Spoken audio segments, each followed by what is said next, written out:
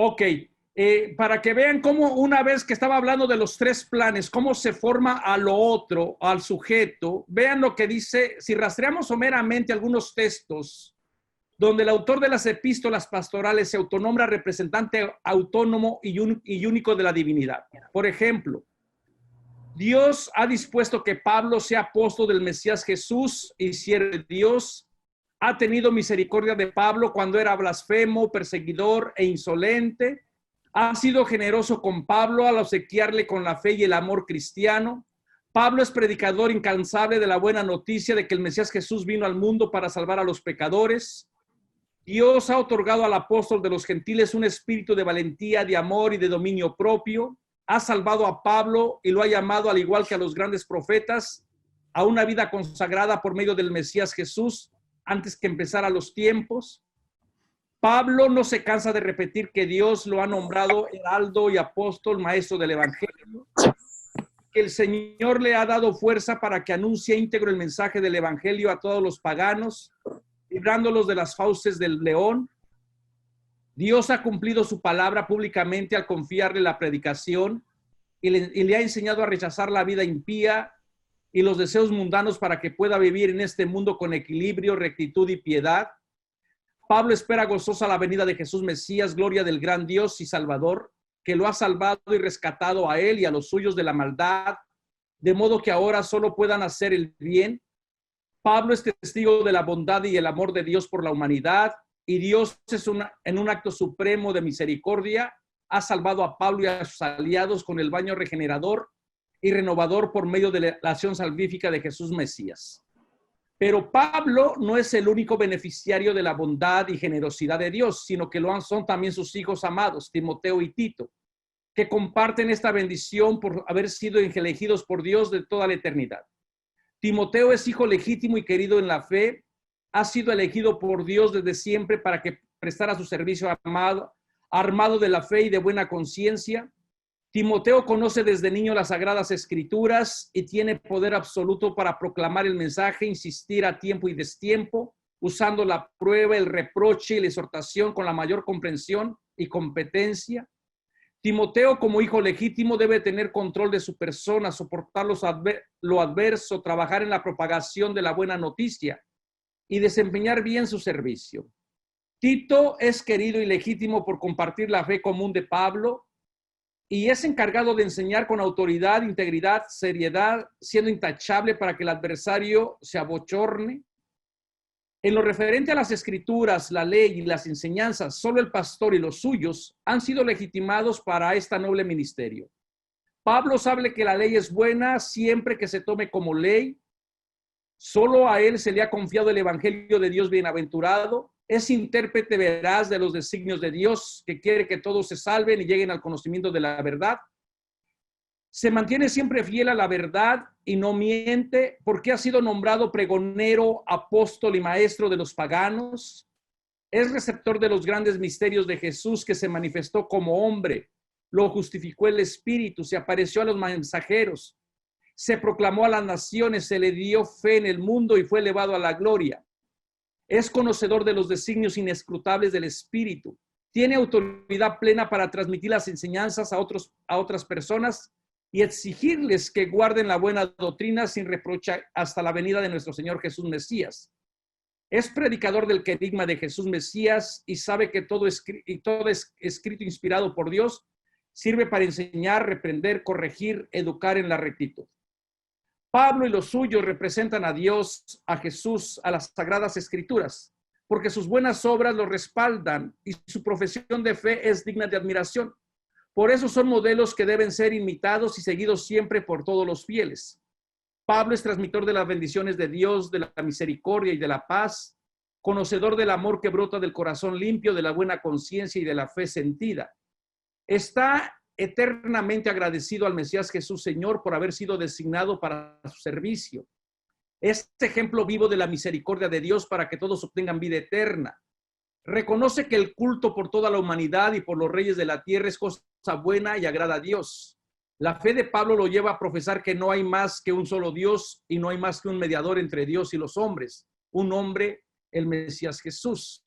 Pablo reconoce en su vida la acción salvífica del Mesías, sabe con toda certeza que todo lo que Dios ha creado es bueno, que sus oraciones tienen el poder de consagrarlo todo y tiene puesta su esperanza en Dios vivo. Pablo pertenece a una tradición justa donde se sirve a Dios con limpia conciencia. Es persona de oración y sabe reconocer la fe sincera que habita en cada persona. Reconoce la epifanía en la tierra del Mesías Jesús, que ha aniquilado la muerte y ha irradiado vida e inmortalidad por medio del Evangelio. Pablo conoce que el Espíritu Santo habita en los suyos. Es intercesor incesante entre la comunidad y Dios al pedir misericordia por la familia de Onesíforo. Sabe que su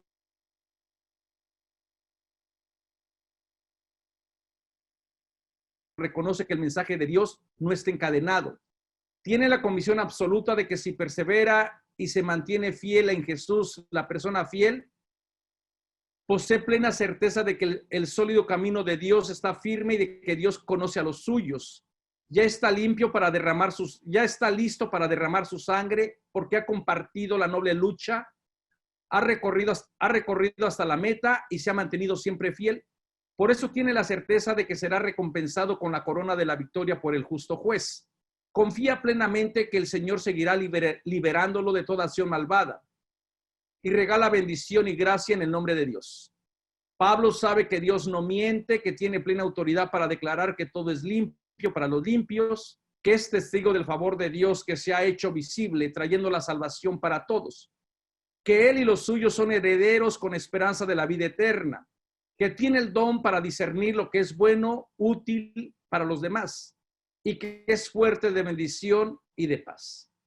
Eso, la verdad que uno dice, bueno, esta persona y los suyos tienen todo lo bueno. Irónicamente, el pastor, para poder ejercer su dominio absoluto en la comunidad, les decía, necesita de los otros. Por lo tanto, comienza por situar y describir en función de lo que él no es o negando ciertos comportamientos que no realiza. Los comportamientos aberrantes y las doctrinas sigmáticas de los otros legitiman al pastor y su sana doctrina.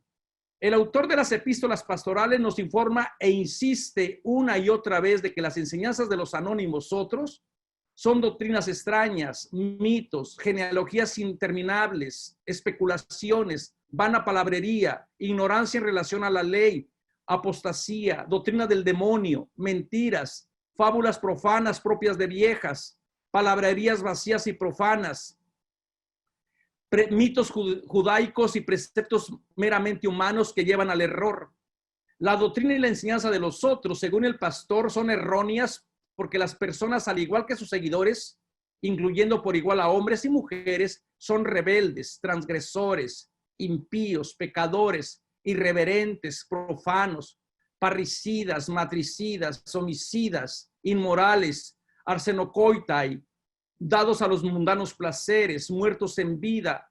Las mujeres son chismosas, ociosas, charlatanas, entrometidas. Los hombres son violentos, envidiosos, viles, maldicientes, peleones, amantes del dinero, engreídos, morbosos, de mente depravada, ruines, ignorantes, amantes de sí mismo, ávaros, jactanciosos, soberbios, blasfemos, desobedientes a los padres, ingratos, irreverentes, sin amor implacable, calumniadores, desenfrenados, salvajes, aborrecedores de lo bueno, traidores, impetuosos, envanecidos, amantes de los placeres en vez de Dios, estúpidos, rebeldes, habladores, vanos y engañadores, divisores de familias, traficantes de la fe, siempre mentirosos, malas bestias, glotones, ociosos, corrompidos, incrédulos. Profesan conocer a Dios, pero con sus hechos lo niegan. Y son abominables, desobedientes e inútiles para cualquier obra buena. Bueno, me quedé sin aire. Entonces, cuando uno,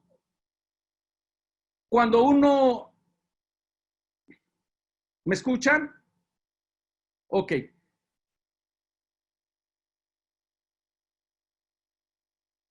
Cuando uno va al pastor, la verdad es que sí, comienza uno a especular y a decir, ¿podrá existir ciertos grupos en una comunidad que tengan todas las virtudes y por otro lado, ciertos grupos en la comunidad que tengan todos los vicios? pues allí es cuando a mí me entró de verdad la duda para decir, estamos ante una lucha de poder donde se están legitimando la enseñanza, se está legitimando quién representa a Dios y quién no. Y bueno, una de las maneras para clasificar a los otros es acusándoles de un sinfín de vicios, como vamos a ver enseguida. Y entre una de esas acusaciones, uno de los temas principales que vamos a ver también el día de hoy, era acusar a la otra persona de que no era suficientemente hombre. Por ejemplo, Séneca en sus diálogos sobre la retórica dice, siempre que tengas un debate público, recuerden que todos los debates son públicos. Esta era una práctica que venía desde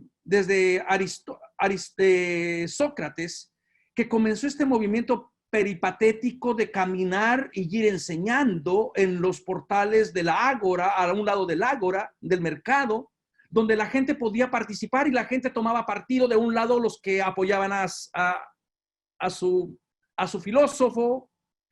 Entonces, el dejar callado públicamente a la otra persona o el avergonzarlo públicamente era un símbolo de ganar honor y fama, pero también tenían estas dinámicas que vamos a ir viendo, ¿no? Entonces, lo que está aquí es una lucha de que tienen que avergonzar a sus contrincantes por medio de deshonrarlos, por medio de la humillación. Y en los manuales de la retórica, lo primero que comienza diciendo su origen pagano, comienza diciendo su origen bastardo y comienza a decir que son afeminados. Esta era una manera prácticamente para quitarle su hombría a las personas que entraban en el debate y así, pues, salir victoriosos, ¿no? Entonces, lamentablemente, solamente tenemos lo que el pastor nos dice, no tenemos lo que los otros son en realidad. Y como les decía, les invito de verdad a leer las cartas y a leer el manuscrito que les mandé para que así podamos ir avanzando. Y dentro entonces de esta lucha de poder, estamos entonces que uno de los que juega bastante bien con la retórica, lo primero que va a acusar, bueno, no representan la ley, son bastardos, son esto, son lo otro, y además no son verdaderamente hombres. Vamos a ver cómo en la antigüedad no bastaba biológicamente nacer como hombre, el género es performativo. Así que bueno, con esto vamos a... Entonces juega bastante bien con esta idea de la retórica, humillar a los otros que no son lo suficientemente hombres, ¿no? Entonces, vamos a escuchar este video porque de alguna manera nos va a meter a este tema tan escabroso, tan espinoso, pero esperemos que por lo menos situemos el texto dentro de su contexto y después regresamos. Yo la primera vez que leí las pastorales, la verdad que lo primero que sentí ganas de romper estas cartas y decir, esto no es, maldita es esta palabra. Pero después, pues dije, bueno, si comienzo a hacer eso, me voy a quedar sin la Biblia, porque en la Biblia hay muchísimos textos de terror. Entonces, lo que hay que hacer es cómo buscar herramientas que nos vayan ayudando a reinterpretar estos textos con otro sentido y desde otros puntos de vista, ¿no? Muy bien. Gracias, Gera.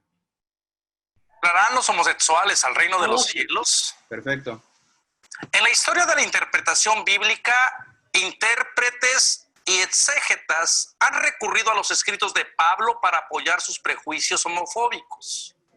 Pablo en 1 Corintios 6:9 y en la carta que se le atribuye a él, 1 Timoteo 1:10, nos informa que dos grupos de personas no entrarán en el reino de los cielos. Para designar a los que no entrarán en el reino de los cielos, Pablo utiliza dos palabras en griego, malakoi y arsenokoitai, que han sido traducidas como homosexuales y afeminados. Estas palabras, cabe recordar, que tienen muchas limitaciones, porque la palabra homosexual es muy reciente. En 1869, el doctor húngaro Karl Maria Carveni fue el primero en utilizar la palabra homosexual. Este autor escribió la palabra homosexual en una carta dirigida al ministro de Justicia alemán, en la que reclamaba la derogación de las leyes que penalizaban las relaciones sexuales entre hombres. Si se me permite ser irónico, antes del 1869 no había homosexuales en las cartas de Pablo. Teníamos a otra subespecie de personas enfermas y pecadoras, entre las que pueden mencionar los sodomitas, catamitas, invertidos, prostitutos, pederastas y afeminados. Si la palabra homosexual recién se crea, entonces, ¿qué es lo que Pablo está condenando? La palabra málacos, en 1 Corintios 6, 9, 10, Pablo usa junto los vocablos de málacos y arsenocoites. ¿Pero qué significan estas palabras? Con relación a los malacoi, plural de málacos, tenemos infinidad de fuentes extrabíblicas con múltiples significados. En la literatura clásica griega, los málacos son designados como blandos, suave, cobarde, refinado, débil, querido, delicado, gentil, libertino, perdido o falta de control.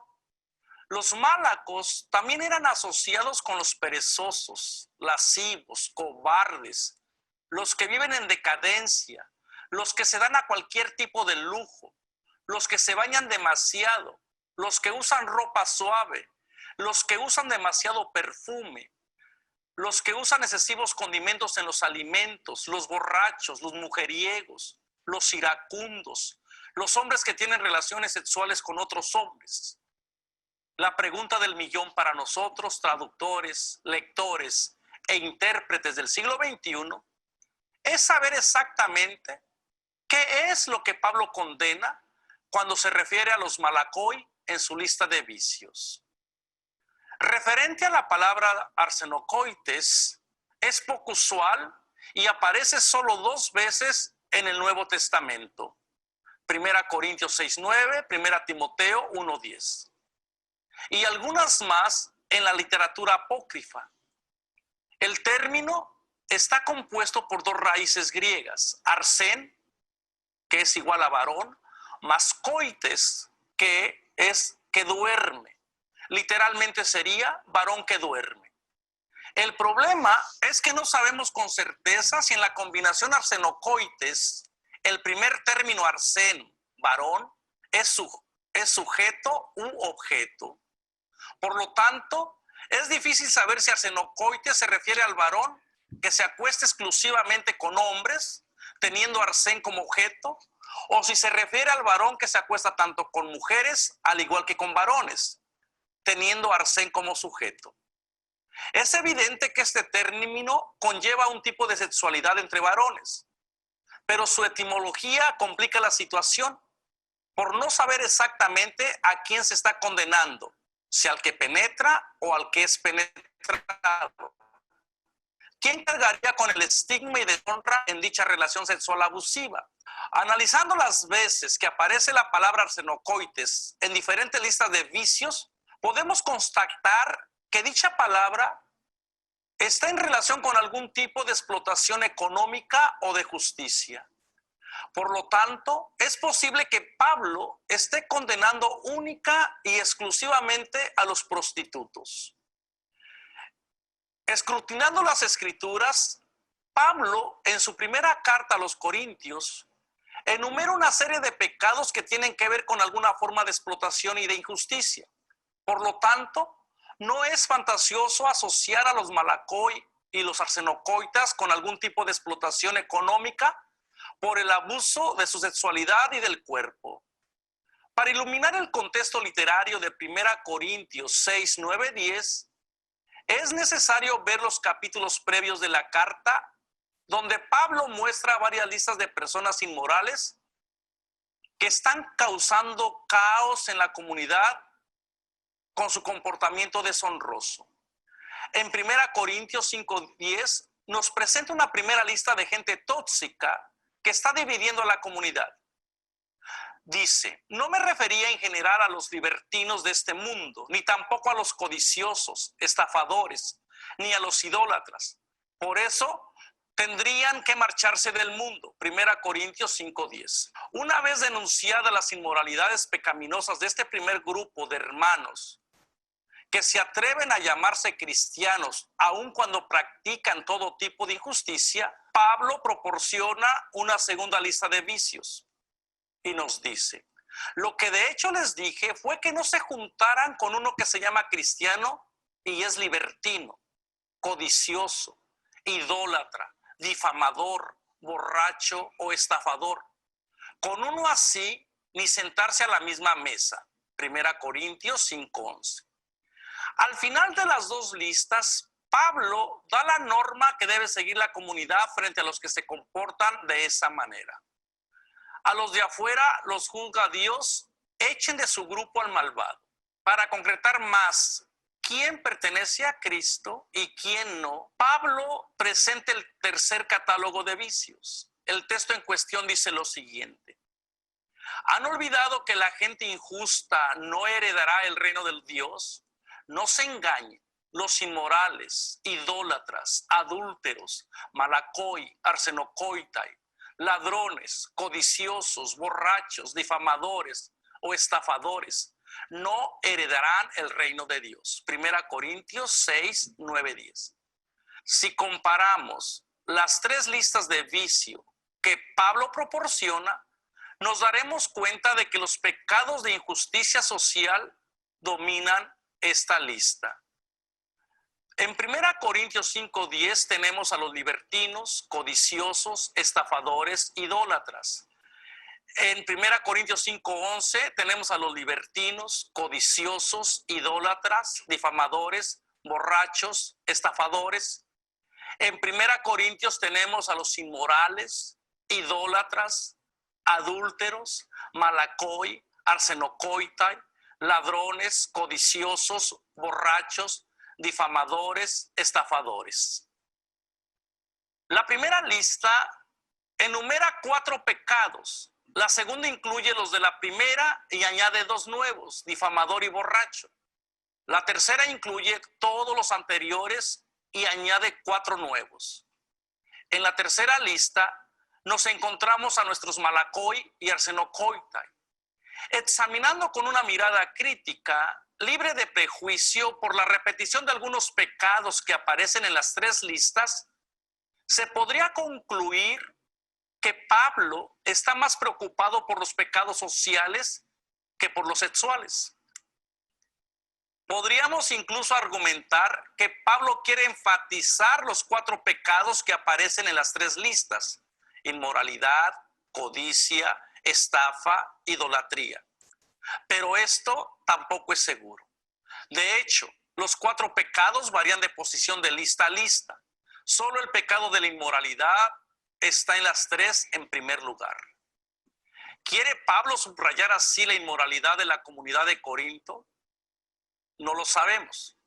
De lo que estamos seguros es de que nuestros malacoi y arsenocoitai están íntimamente conectados con algún tipo de injusticia. Pero, ¿entrarán en el reino de los cielos los homosexuales? Si los homosexuales no entran en el reino de los cielos, tampoco entran los inmorales, adúlteros, ladrones, codiciosos, borrachos, difamadores, estafadores, mentirosos, hipócritas, envidiosos y un largo etcétera. O se salvan los homosexuales o no se salva nadie. Gracias por sintonizarnos. No olvides darle un like a este video y compartir con tus amistades. Bueno, como ustedes pueden ver, no es... vamos a ver si ya estoy compartiendo. Ok. ¿Ven los PowerPoint? ¿Me escuchan? Sí. Sí. Ok. Sí. ¿Pueden ver el PowerPoint? Sí. Sí. Ok. Sí. Ok. Sí. Como ustedes pueden ver, no es muy fácil saber con exactitud qué tipo de persona. Mucho eco, padre. Los micrófonos, apaguen los micrófonos. A ver, Manuel, voy a apagar todos los micrófonos. Por favor, Gera, porque hay mucho eco.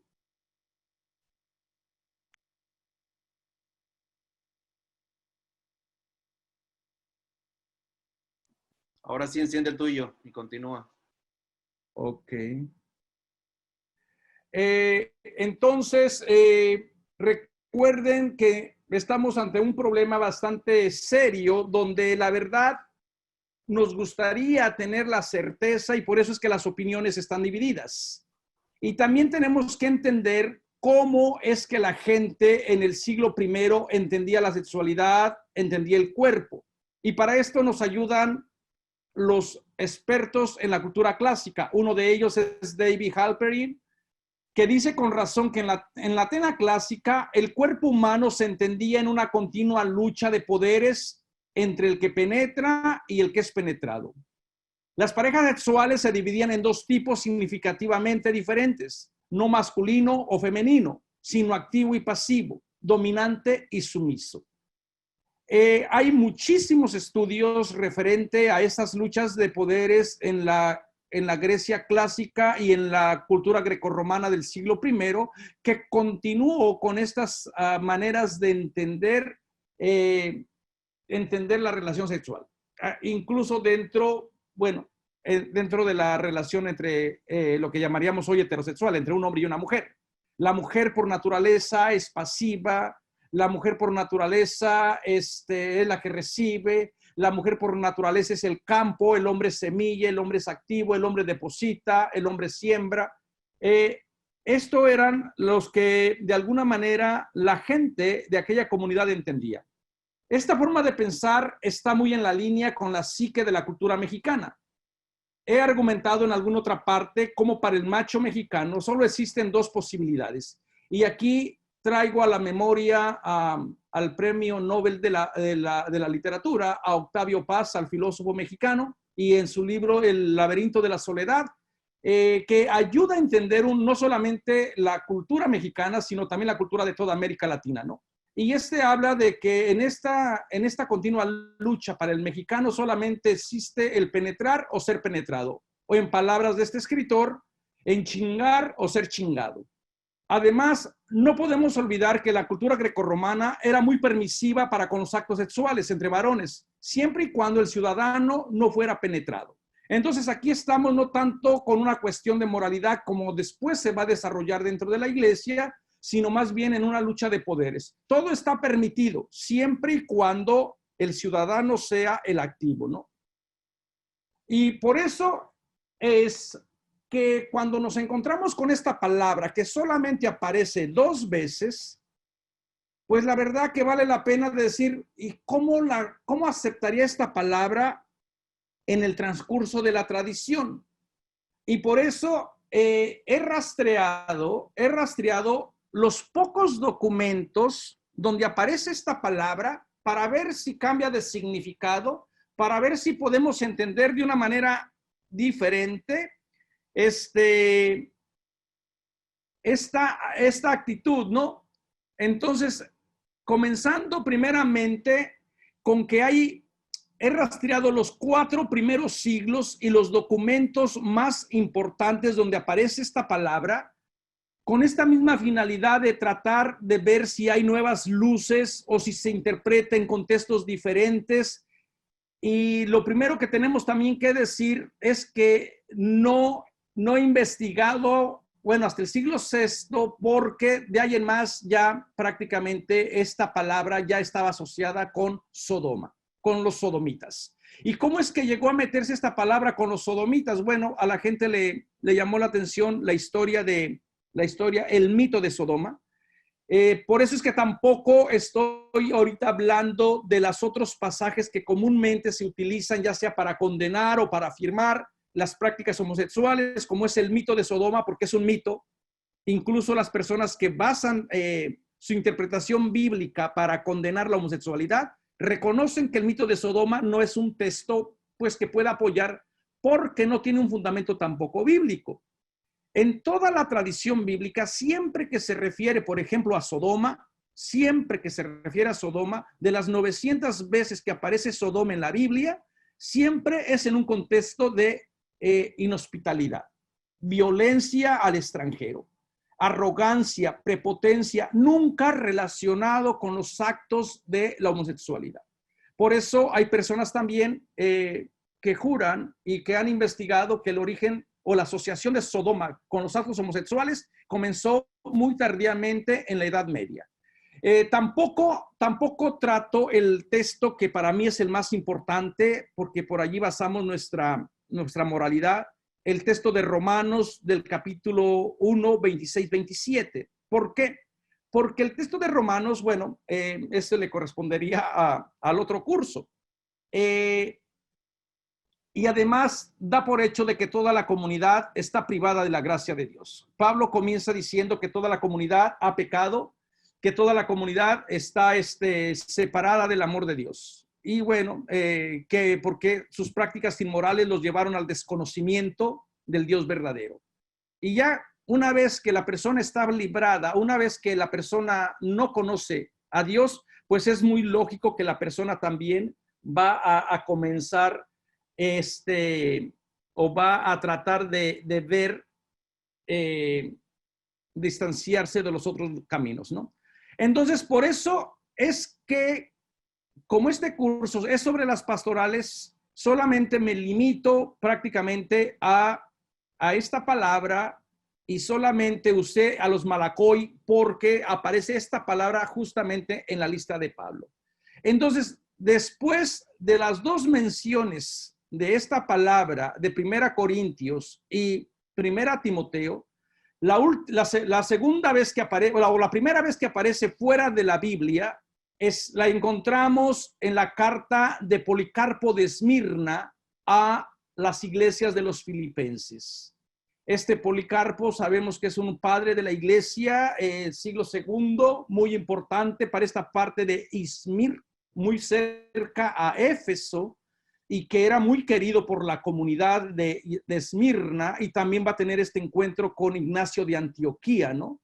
Y bueno, cuenta la historia que cuando Ignacio llegó a Esmirna, Policarpo fue a besarle las cadenas que lo llevaban de prisionero, y porque Ignacio de Antioquía había dicho que no quería que lo distrajeran en su camino al martirio. Dejen que mi cuerpo sea trigo en las fauces del león, ¿no? Toda esta idea del sacrificio. Entonces estamos ante los momentos de los padres que todavía conservan la memoria fresca de la tradición, que conocieron a los que conocieron a Jesús. Estaríamos en una segunda generación. Entonces, Policarpo de Esmirna está situado entre los años 65, 155 más o menos, lo que podemos datar su carta alrededor del, a ver, parece que me fui, del año, ¿qué decía? Bueno, ya no. ¿Me están escuchando? Sí, padre. Sí, Dijo señor, que estabas hablando Policarpo de Esmirna, Ok. del 65 al 155 después de Cristo. Entonces la carta puede ser datada alrededor de la mitad del siglo II. Esta es la primera vez que aparece la palabra arsenocoites en un contexto fuera de la Biblia. Y fíjense lo que dice la carta textualmente. Igualmente que los jóvenes sean irreprensibles en todo, teniendo en cuenta ante todo la castidad y apartándose de todo mal. Bueno es, en efecto, que nos apartemos de las concupiscencias que dominan en el mundo, porque toda concupiscencia milita contra el espíritu, y ni los fornicarios, ni los afeminados, malacoi, ni los deshonestos contra naturaleza, arsenocoitai, han de heredar el reino de Dios, como tampoco los que obran fuera de la ley. Por lo cual es preciso apartarse de todas estas cosas, viviendo sometidos a los ancianos y ministros como a Dios y a Cristo. Que las vírgenes caminen en intachable y pura conciencia. Esto es de los padres apostólicos.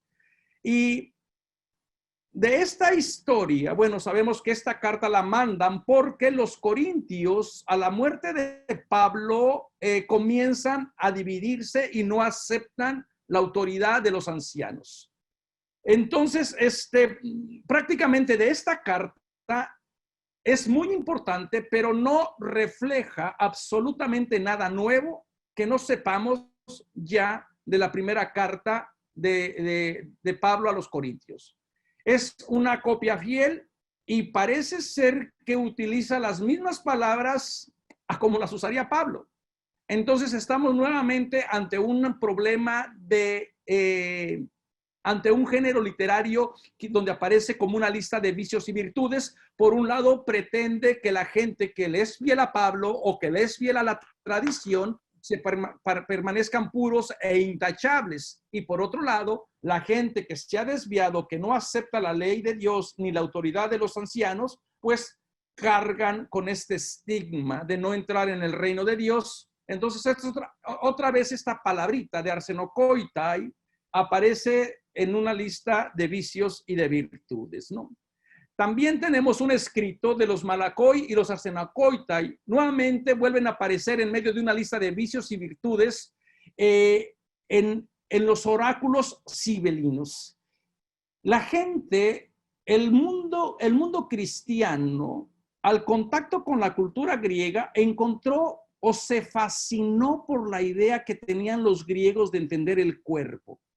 Nosotros pensaríamos que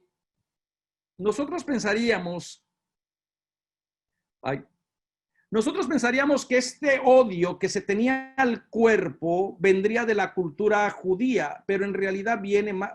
El ver el cuerpo con sospecha, con temor, el condenarlo porque se piensa que es malo, que es pecador y que el espíritu es el bueno, que el intelecto es lo que eleva al ser humano. Esto viene de Platón. Acuérdense que la filosofía de Platón organizó toda esta idea de la persona del filósofo, el ideal para gobernar a la ciudad, la polis, era domar el cuerpo y por eso el espíritu, el intelecto, era lo único que se iba al lugar donde estaba la idea ejemplar, al lugar de las estrellas. La mujer, por el simple hecho de ser mujer, no podía ir directamente al lugar de las estrellas, al lugar de la divinidad, diríamos ahora, sino que tendría que pasar en reencarnar en un hombre.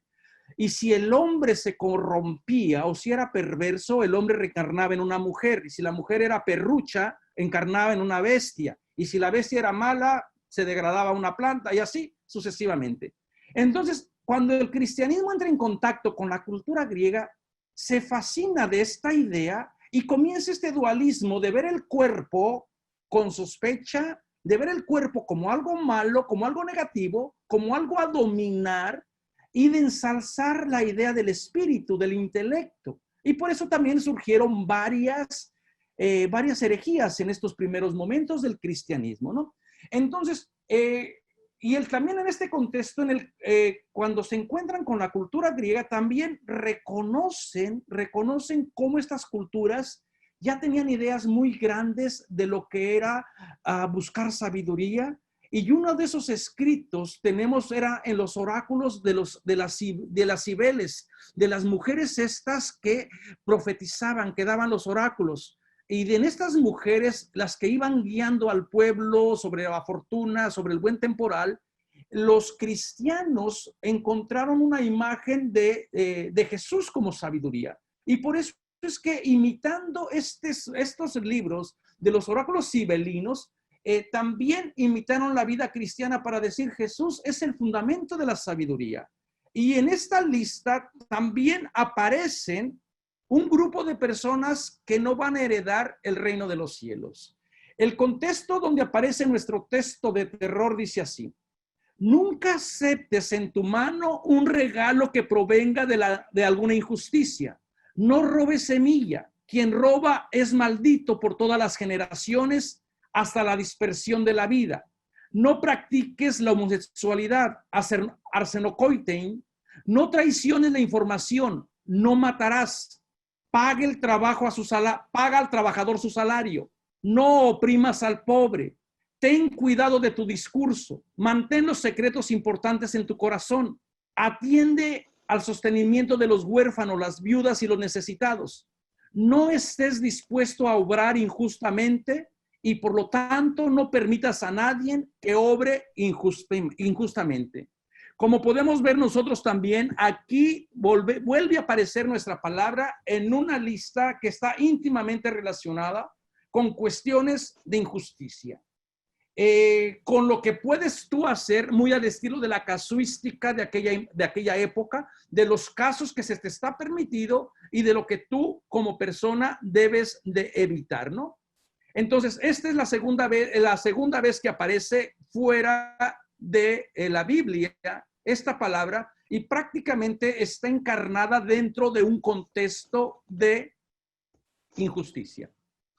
En el libro de los Hechos Apócrifos de Juan, escrito entre los años 150 y 250, el autor presenta a su héroe Juan usando un lenguaje hebrístico muy al estilo del autor de las epístolas pastorales.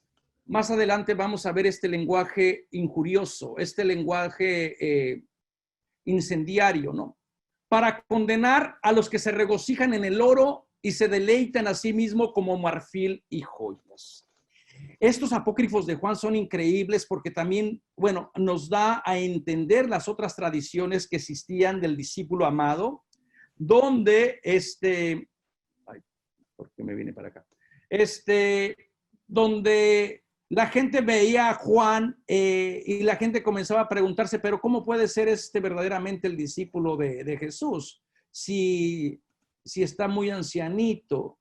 Y bueno, cuenta una leyenda que en una ocasión Juan, en el martirio, lo aventaron a una olla de aceite y su piel quedó como la de un niño, rejuveneció. Y también hay otras leyendas de que Juan entró al baño de vapor y se encontró a Cerinto, el hereje, y dijo, vayamos, huyámonos de aquí, porque aquí está Cerinto, el enemigo de la verdad, antes de que los baños se derrumben. Y bueno, verdaderamente se derrumbaron por un temblor y esto lo vieron como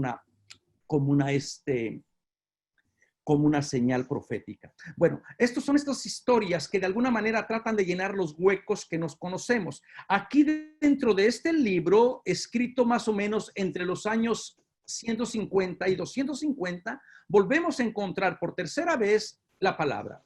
El autor sitúa a los arsenocoitai diciendo, tú que te deleitas en el oro, el marfil y las joyas, el ropaje suave, el asesino, el envenenador, adivino, atracador, estafador y sodomita, arsenocoites, el ladrón y toda esa banda.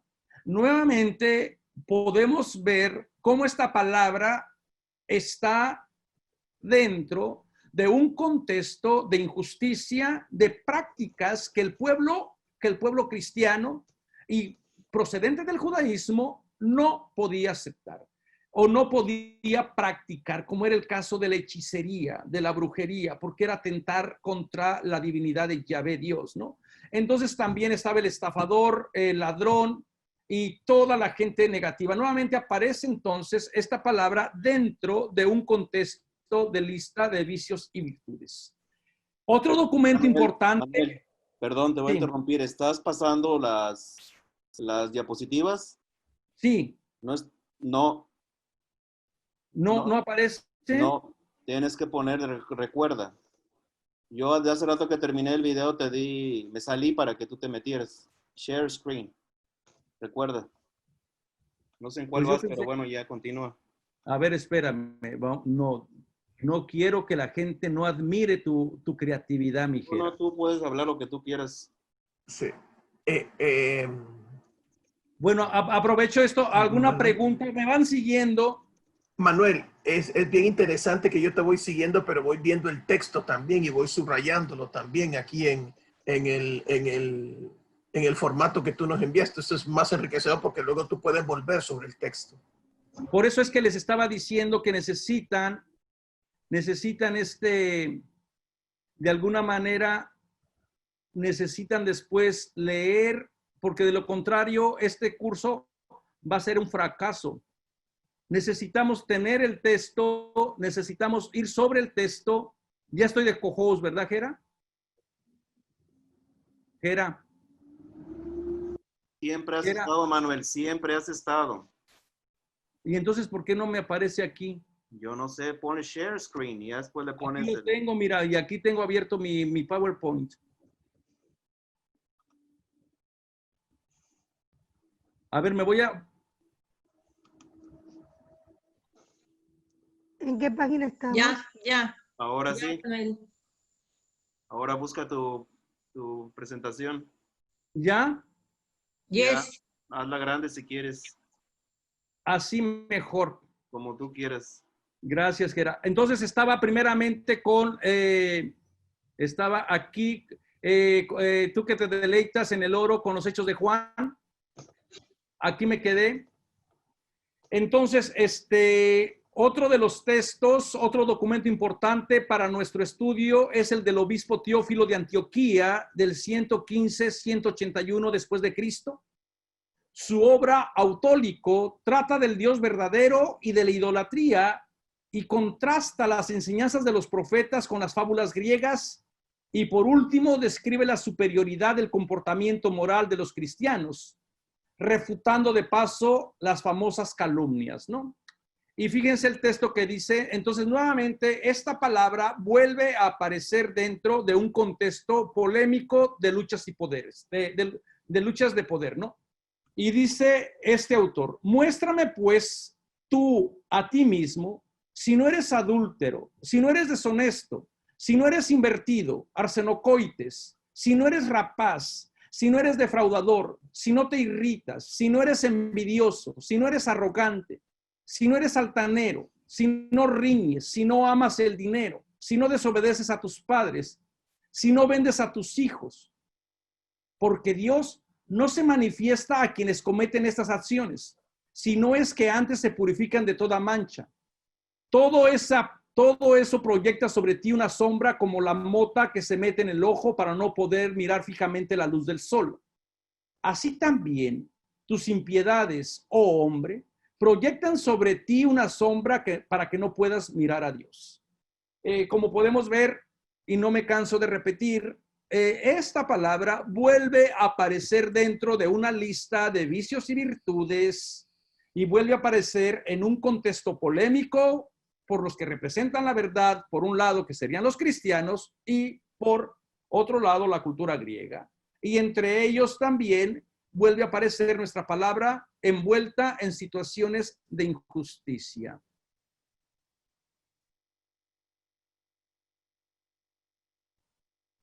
Como podemos observar, el grupo de los arsenocoitai es uno más en la lista de vicios de aquellas personas que están privadas de la presencia de Dios.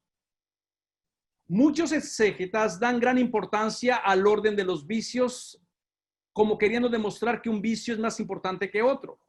Para mi investigación, esto es irrelevante, porque las personas que tienen una virtud las tienen todas, y el que tienen un vicio los tienen todos. Esto eran las reglas de la retórica del siglo I. Una persona que tiene un vicio no puede ser buena. Por eso era tan importante cuidar la familia, la genealogía, la sangre.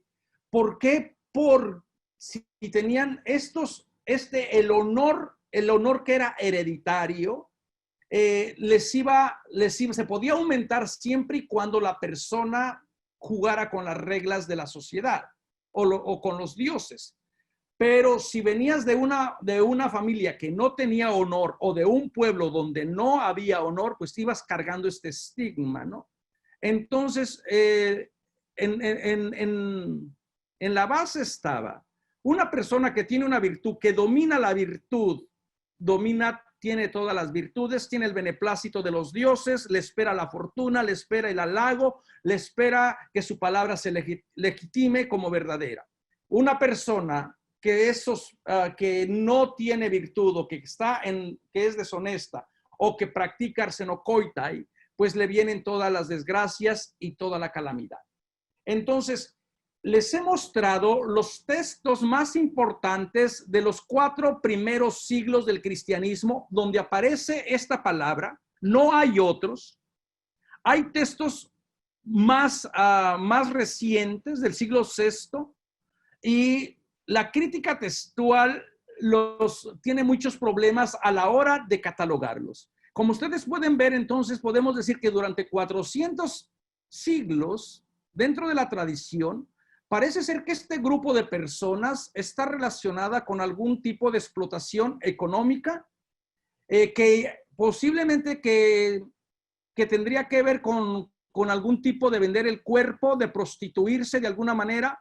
Es muy probable porque la prostitución masculina en la cultura grecorromana estaba muy reconocida y no había sanción, incluso pagaban impuesto. La sanción venía en el quién hace qué y con quién, ¿verdad? Por ejemplo, un ciudadano romano no podía permitirse que su cuerpo fuera usado como se usa el cuerpo de la mujer en la relación por una persona inferior. Eso sería perder honor.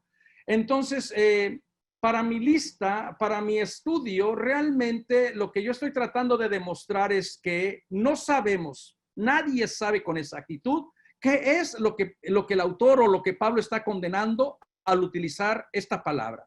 Podemos especular, podemos imaginarnos, pero en realidad siempre vamos a movernos nos vamos a mover solamente en hipótesis. Lo que sí estamos seguros es que este grupo de personas estaban íntimamente relacionadas con algún comportamiento de explotación económica. Si ustedes quieren buscar más textos acerca de esta palabra, buena suerte, no los hay. ¿No? Y créanme que cuando les digo que no los hay, es porque investigué todas rastreando y esto es lo que hay. Y siempre a mí me llamó la atención que estuviera en estas listas, en estos debates públicos del género de listas de vicios y de virtudes, como vamos a hablar ahorita. Antes de entrar, me gustaría ver si tienen alguna pregunta.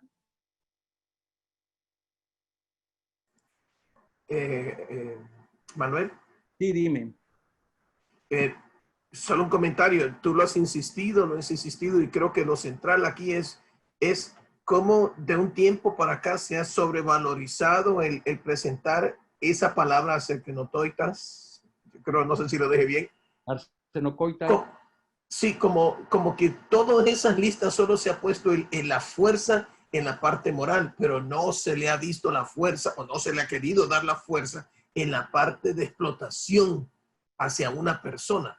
Y esto es lo central en todo esto. Y aquí tú lo presentas magistralmente. Yo creo que es positivo porque hay una norma escriturística que dice que cuando más se repite una idea es que quiere decir que el autor quiere dar a entender que esto es lo más importante, cuando más se repite esa idea. Y eso es lo que se repite. Sin embargo, en el último tiempo se ha hecho tanto esfuerzo en un solo texto sin ver todo el contexto, toda la complejidad del trabajo.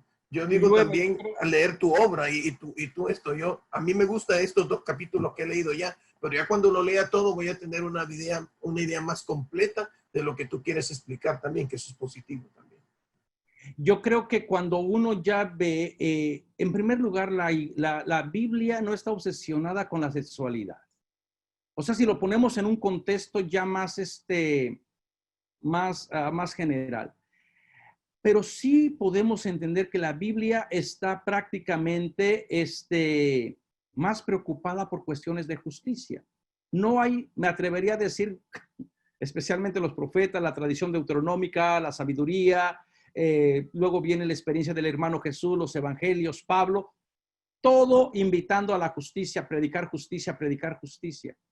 Y es ahí donde uno se queda pensando y decir, bueno, ¿en qué momento nos perdimos? ¿O en qué momento nos volvimos prácticamente obsesivos, compulsivos, moralizantes de ciertas prácticas y se nos olvidó la idea de la justicia, ¿no? Entonces, pues es también lógico ahora que están resurgiendo los nuevos sujetos, que las minorías sexuales, la comunidad LGBT, vuelve a reclamar también la Biblia como parte de su historia, como parte de como parte de su camino, de su experiencia espiritual, es que están también trayendo nuevas luces a la manera de releerla, ¿verdad? Esto también es muy reciente, ya ha comenzado aquí, precisamente en Estados Unidos, con el primera persona en el 1985, 86, aquí en la Universidad de Chicago, John Boswell, comenzó prácticamente a rastrear los textos, este historiador clásico de la Biblia, en cuestión de la conducta sexual, porque todo el mundo ya dio por hecho de que ahí estaba y ya estaba, pero cuando tú empiezas a ver, pues es bueno, como que parece que no es tan fácil después de ver o verlo con esa claridad que la gente lo ve. El problema es para nosotros, porque nosotros ya vamos a la Biblia pensando en que la Biblia vamos a encontrar algo, entonces tenemos que irnos quitando los prejuicios. Y yo entiendo que la gente diga, yo no comparto ese estilo de vida de la comunidad LGBT.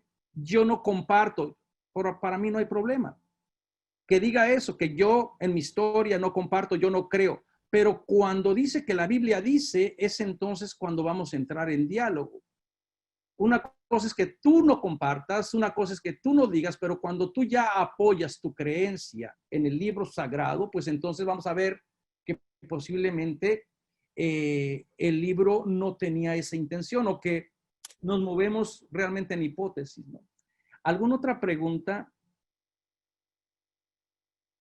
Sí, hay unas preguntas ahí de Juan Raúl Vélez que escribió. A ver, ¿qué dicen? Ahí dice que en Levítico 18:22 aparece, no te acostarás con un hombre como si fuera una mujer, es una abominación. ¿Qué término se utiliza en este texto? Mishkiva Isha en el hebreo, Mishkiva Isha, incluso también la frase es bastante completa. Les dije que no voy a entrar en los textos donde la gente regularmente apoya esto porque solamente quería centrarme en esta palabra que es parte de las cartas pastorales. Por eso dejé no solamente Levíticos 18:13 o Levíticos 20:18, que también lo vuelvo a repetir.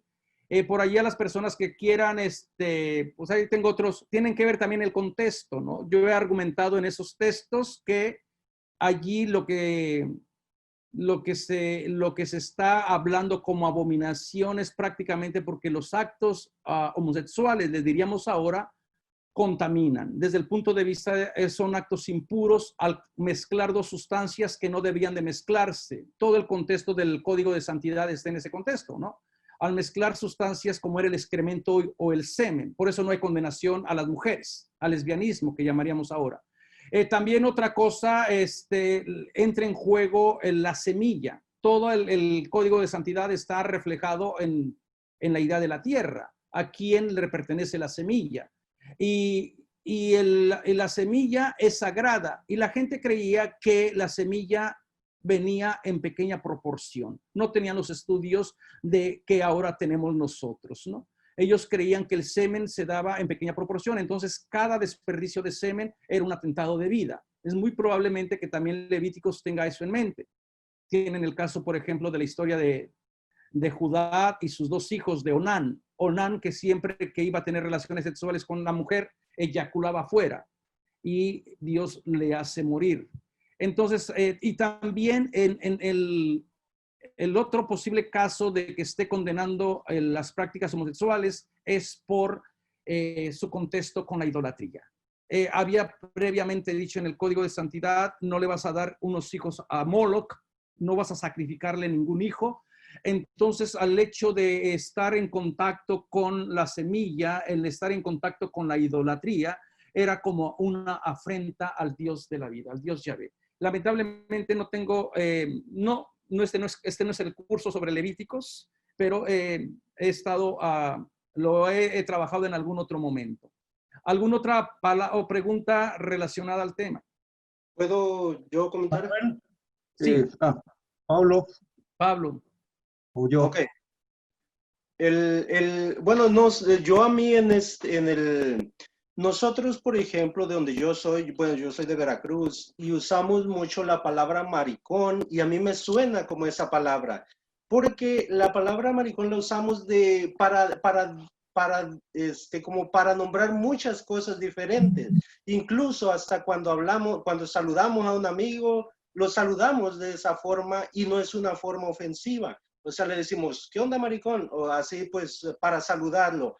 Cuando alguien que vemos que tiene miedo de hablarle a una chica, ándale, no seas maricón. O sea, usamos esa palabra, sí la usamos a veces para las personas que son homosexuales, pero la usamos en muchos términos.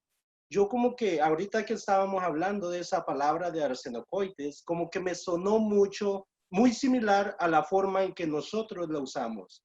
Bueno, en el área donde yo vivo, cuando menos. Ok, yo creo que esta segunda parte va a tener esta intención nuevamente. ¿Están viendo mi videos? ¿Están viendo la señal? Muy bien. Entonces podemos ver la deformación del sujeto por medio de la palabra, por el lenguaje injurioso, ¿cierto, Pablo? Que el problema es cuando utilizas esa palabra con una entonación diferente o como una herramienta para poder situar a la otra persona. O sea, no tiene, por ejemplo, dentro de la misma comunidad LGBT. La misma comunidad LGBT puede hablar de maricón y no tiene el mismo efecto que si alguien que no es de esa comunidad te lo emplea a ti, ¿no? Entonces, aquí, cuando estoy hablando de la formación del sujeto, es decir, yo no puedo quitar este texto o esta palabra que está escrita en la Biblia y que es palabra de Dios y que la tradición la ha aceptado como palabra de Dios. Pero lo que yo sí puedo hacer es tratar de buscar una interpretación y en este caso doy por hecho, tomo el insulto de la persona que dice, te llamo arsenocoitai porque a lo mejor eres injusto, porque explotas, porque vendes tu cuerpo o por lo que tú mandes si quieras. Una vez que se toma el insulto, apareces como sujeto, primeramente porque somos personas lingüísticas. Nosotros necesitamos del lenguaje, hacemos palabras con el lenguaje. Las palabras tienen un efecto, las palabras son creadoras y las palabras son performativas. Las palabras cumplen lo que dicen. Al usar la palabra arsenocoites, no estaremos ante una forma retórica para desacreditar exclusivamente al comportamiento de los otros. ¿Tendrán algún fundamento histórico el comportamiento nefando de los otros? ¿Existirían de verdad tales grupos con tantos vicios? ¿O no será solo una figura metafórica, como afirma Irene Fulques? En mi opinión, Irene Fulques, no sé si creo que ya falleció, ella era maestra de la Universidad de Latinoamérica, la UVL, y en mi opinión una de las mejores biblistas en cuestión de la correspondencia a Corinto, uno de sus mejores libros, ¿no? Y ella afirma que esta palabra, la tradición no solamente de Pablo, sino el autor de las pastorales, la está utilizando de una manera metafórica. ¿Y cuál sería el propósito de usar el género de la lista de vicios y virtudes? ¿Cuál sería la finalidad del pastor al utilizar un lenguaje injurioso contra los otros? ¿Y qué podemos hacer con el lenguaje injurioso de esto? Estas serán algunas de las preguntas que nos ocuparemos en esta parte de mi investigación. Primeramente, los biblistas... Diga los malvados, de este Dios que es guerrero, de este Dios que es vengador, de este Dios ¿Hay alguna? ¿Hay alguien que tiene... que muestra su ira con aquellos que son... no sé quién está hablando. La hermana Mila, ¿alguien tiene algún video de la hermana encendido? Gracias. Entonces, cuando aparece esta lista de vicios y de virtudes, tenemos que darnos cuenta que estamos ante una forma retórica. Por ejemplo, Filón de Alejandría, en su comentario sobre Abel, tiene una lista donde los otros tienen 150 vicios y el pueblo judío tiene 150 virtudes. Uno dice, bueno, pues como que no es muy justo, ¿verdad? Entonces, las listas de vicios crean un nosotros moralmente superior en comparación con los degenerados ellos. Las listas de vicios y virtudes tenían una doble función. Por un lado, se invitaba a los interlocutores a imitar las buenas obras y por el otro se exhortaba a sus interlocutores a no dejarse arrastrar por los placeres banales, creando así adversión hacia los vicios de los otros. Esta va a ser la invitación que van a tener prácticamente o que tiene la lista del pastor. No todas las virtudes o vicios que aparecen en la lista describen el comportamiento amoral de las personas. Dichas listas eran manipuladas de acuerdo con la ocasión y la intención que se quería. Si tienes una audiencia más grande, pues auméntale más pecados, ¿no? Esto es muy similar como cuando la gente, especialmente cuando que dice que van a dar sus testimonios ciertos grupos, ¿y qué es lo que comienzan? Yo conocí en algún momento a una persona que era carismática y comenzó a decir en su testimonio de que ella, en la primera vez que le escuché dando su testimonio, ella no creía en Dios, practicó brujería. A la segunda vez que la volví a escuchar, no creyó en Dios, practicó brujería y abortó. A la última vez, y dije ya no más, ella no practicaba brujería, abortó y le ofreció un hijo a Satanás. ¿Por qué? Porque la audiencia que iba ganando iba de alguna manera moviendo en la emotividad a la comunidad que tenía. Muy similar probablemente esto pasaba dentro de las luchas de los grandes retóricos o de la gente que públicamente se descalificaba o se legitimaba como campeón, ¿no? Entonces, estas listas van cambiando. Veamos las listas que les presenté en Pablo. Pablo va aumentando listas, pecados, más pecados, de acuerdo al contexto que quiere llegar. Está jugando muy bien con la manera de la retórica. Es mejor creer que las listas crecen según la situación de la comunidad. Cuantos más vicios incluyeran, mayor sería la impresión de la audiencia. Esto lo dicen las personas clásicas, ¿no? Los vicios de la idolatría y de la inmoralidad sexual eran y son uno de los topos predilectos de la literatura bíblica y extrabíblica para distinguir al grupo que tiene a Dios y a la ley de los que viven sin Dios y sin esta. Los catálogos judíos señalaban particularmente los pecados que caracterizaban a los paganos como consecuencia de la idolatría. Esto Pablo lo va a entender muy bien cuando lleguemos a Romanos. Por ejemplo, en Romanos comienza justamente con, bueno, primeramente este mensaje de sus credenciales preciosísimas de Pablo, apóstol, no por obra de hombre, sino por la gracia de Dios. Y después cuando comienza a hacer todo un análisis de la realidad de Roma, ¿no? Como todos se han pervertido porque no adoraron al Creador, se dejaron seducir por la criatura. Por eso Dios los abandonó, Dios los pervirtió. Todo está prácticamente viviendo en una sociedad invertida, ¿no? Entonces, si todos practican la idolatría, inmediatamente viene el pecado de la homosexualidad. Permítanme ser anacrónico, ¿no? Utilizando esta palabra. O vendría el pecado de ser arsenocoitai, porque estaban íntimamente ligados con la idolatría. Entonces no se condena en sí el hecho de practicar un pecado, se condena el hecho de ser idólatra. Y yo creo que también a la afirmación o a las preguntas, al comentario de Padre Fernando, yo creo que también deberíamos de condenar no tanto estas cuestiones, sino de ver más bien la idolatría que toma otros rostros, que toma otras formas, ¿no? Pero a pesar de todo esto, me queda siempre esta idea de decir, bueno, ¿qué hago con este texto de terror? Y lo primero que se me viene a la mente es, voy a abrazar el insulto.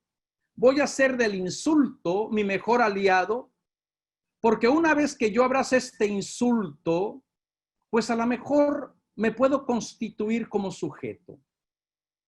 Porque las palabras pueden doler tanto como una lesión física, y así la agresión verbal de una expresión de odio, de un insulto racista u homofóbico, se vuelve equivalente a recibir una bofetada en la cara. Dicen las personas que se han dedicado a estudiar las consecuencias de las personas que han sido insultadas. Aquí estoy hablando de la comunidad afrodescendiente de Estados Unidos, que han sido como las pioneras en ver los efectos del lenguaje injurioso. Y dicen ellos, la herida es instantánea. Algunas formas de insulto racial producen síntomas físicos que dejan inválida temporalmente a la víctima. Los mensajes de racismo, las amenazas, las difamaciones, los epítetos y los menosprecios racistas golpean las tripas de aquellos que pertenecen al grupo que está en el punto de la mira. La escritora estadounidense Toni Morrison, por cierto, hace muy poco que falleció, en la conferencia pronunciada al recibir el Premio Nobel de la Literatura en el año 1993, apuntaba que hay casos en los que el lenguaje es opresivo. No solo representa la violencia, sino que es violencia misma. Aceptando que el lenguaje incendiario hiere y hace violencia a la persona insultada, podemos considerar que el pastor, precisamente por su lenguaje hibrístico, deshumaniza a un sinfín de otros cuando afirma en 1 Timoteo 9:11 que una lista de personas no heredarán el reino de los cielos. Y en ocasiones, esos términos o ese lenguaje incendiario, los mismos términos que confieren la cualidad de humanos a ciertos individuos, son aquellos que privan a otros de la posibilidad de conseguir dicho estatus, produciendo así una diferencia entre lo humano y lo menos que humano. Esto lo dice Judy Butler. Yo utilizo mucho a Judy Butler porque me ha proporcionado prácticamente las herramientas para decir cómo a través del lenguaje una persona está clasificada para vivir, para triunfar, para pertenecer al estatus del humano. Pero esos mismos lenguajes no aplican igual para todas las personas. Cuando se usa un lenguaje de violencia desde el púlpito, cuando se usa un lenguaje que deshumaniza, le niegan el estatus de ser persona, de ser humano, y por lo tanto te pueden aniquilar o te pueden literalmente matar porque no estás dentro de la lista, ¿no? Para estas culturas, para la cultura grecorromana, tener el logos era equivalente a tener acceso a ser considerado humano. Decía Plinio el Viejo, porque la voz transmite la particularidad de la propia existencia. Y este Plinio el Viejo comentaba, hay tantos tipos de voces en el mundo como individuos existen y cada ser humano tiene su propia voz peculiar, al igual que su propia fisonomía, características. Si no tienes voz, no existes. Si te han silenciado de por vida, no entras dentro del discurso. Por eso, el hecho de que te nombren casi que es un privilegio, aunque te nombren mal, porque te dan una extensión prácticamente de ser humano. Pero mientras no existas, mientras no te nombren, mientras no te llamen en el discurso, te pueden aniquilar, te pueden prácticamente pisotear y nadie puede reclamar que allí se perdió una vida. Porque primeramente no eras considerado vida vivible, eras una vida desechable, eras una vida que estaba hecha para la perdición. Para el retórico Marco Fabio Quintiliano, el buen orador debería evitar la mordacidad en su discurso. Esas son las reglas que la gente honorable que entraba en la retórica tenía que guiarse y tenía que cuidar. No se vale usar un discurso en tu retórica que difame. Dice, más aún, la obscenidad debe estar ausente tanto de las palabras cuanto del significado. Porque si tú eras un retórico, diríamos ahora, en México tenemos una expresión que decimos gandalla, una expresión que dices, te aprovechas realmente porque tienes el sartén por la mano. Si querías realmente jugar con la retórica del siglo I, tenías que abstenerte de utilizar ciertas palabras deshumanizantes contra el contrincante. El mismo autor de las epístolas pastorales, cuando recomendaba a todos sus oyentes que también ha de evitarse que no pare. El mismo autor, aquí está, esta frase se le pasó a Gera. El mismo autor anterior, Quintiliano, decía que a sus oyentes que también ha de evitarse que no parezca lo que decimos como petulante, ni engreído, ni fuera de lugar o tiempo, ni preparado, ni de andar por casa. O sea, tienes ciertas reglas de retórica para que puedas verdaderamente ser vencedor. No tienes que ser arrogante. Tienes que utilizar la retórica de una manera honesta. Y luego también el mismo autor clásico dice, todas las cosas que diga un hombre bueno, un buen orador, las debe de decir de manera que quede a salvo su dignidad y honra. La risa es un precio demasiado alto si se consigue a costa de la honorabilidad. Y cuando yo estaba estudiando a estos clásicos en cuestión de la retórica, me viene a la mente, el autor de las epístolas pastorales conoce bien a los clásicos. Incluso cita a uno de los clásicos, lo cita literalmente cuando dice, ya lo dijo en la carta de Tito, cuando dice, ya lo dijo uno de sus poetas. Los cretenses son bestias, estómagos glandules, estómagos gandallas que se devoran todo, ¿no? Entonces, si este señor conoce la regla de la retórica, ¿por qué se ensaña con el adversario? ¿Por qué se ensaña con los otros? ¿Por qué utiliza un lenguaje incendiario? Para Filón de Alejandría, la persona que usa un lenguaje injurioso contra otra, eso es un asesino, porque despojar, desnudar a la otra persona de su palabra, esto es de su pensamiento y palabras racionales, es como quitarle su dignidad, ya que la Biblia dice en Éxodo 22:27, esto es lo único que tiene para cubrirse. Las palabras matan, las palabras hieren, las palabras tienen un aspecto performativo. En cierta ocasión, un presidente de los Estados Unidos con títulos blasfemos comenzó a decir, los mexicanos son violadores, son todos narcotraficantes. Al siguiente día, un hombre blanco orinó a un indigente que parecía mexicano, que era mexicano, debajo de un puente de Nueva York, lo golpeó salvajemente, lo mandó al hospital. Al interrogarle por qué lo hizo, el presidente lo dijo. Porque las personas que están investidas de poder, cuando se dice desde el púlpito, desde la cátedra, desde las personas que tienen esta autoridad y invitan o utilizan mal su lenguaje, prácticamente va a hacer que esas palabras tengan un efecto. Aquí también estoy leyendo a Austin, a un filósofo norteamericano que dice cómo hacer cosas con palabras. Con palabras construimos cosas, hacemos cosas. Las palabras son performativas, tienen este poder de ser creadoras. ¿Cuál sería la intención del pastor al utilizar un lenguaje injurioso contra sus adversarios en las epístolas pastorales?